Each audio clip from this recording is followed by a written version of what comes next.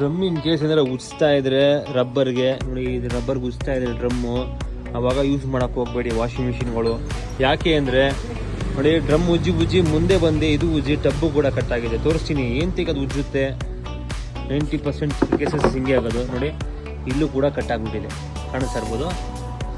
ಇದೇ ಡ್ರಮ್ಮು ಮುಂದೆ ಬಂದು ಈ ಪೋರ್ಷನ್ ಉಜ್ಜುತ್ತೆ. ಯಾಕೆ ಮುಂದೆ ಬರುತ್ತೆ ಅಂದರೆ ಲೈಕ್ ಹಿಂದೆ ಇದೇನಿದೆ ಇದು ಶಾಫ್ಟು ಬ್ರಾಕೆಟ್ ಅಂತೀವಿ, ಸೊ ಇದು ಕಟ್ಟಾಗಿದೆ ನೋಡಿ. ಇದು ತಿಂದು ಕಟ್ಟಾಗಿದೆ. ಸೊ ಈ ಥರ ಕ್ವಾಲಿಟಿ ಇದು.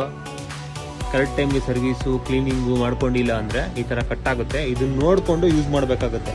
In case drum machine vibration ಆಗ್ತಾ ಇರೋ ಕೂಡ ಇದು ಕಟ್ಟಾಗುತ್ತೆ. ವೀಕ್ ಆಗಿರುತ್ತೆ, ವೈಬ್ರೇಷನ್ ಜಾಸ್ತಿ ಆದಾಗ ಕಟ್ಟಾಗುತ್ತೆ. ಸೊ ಅದರಿಂದ ಡ್ರಮ್ ಏನಾರ ರಬ್ಬರ್ ಸ್ಲೀವ್ಗೆ ಉಜ್ತಾ ಇದ್ದರೆ ಮಿಷಿನ್ ಯೂಸ್ ಮಾಡೋಕೆ ಹೋಗ್ಬೇಡಿ. ಒಂದು ಟೈಮ್ ಚೆಕ್ ಮಾಡಿಸ್ಕೊಳ್ಳಿ, ಆಮೇಲೆ ಯೂಸ್ ಮಾಡಿ.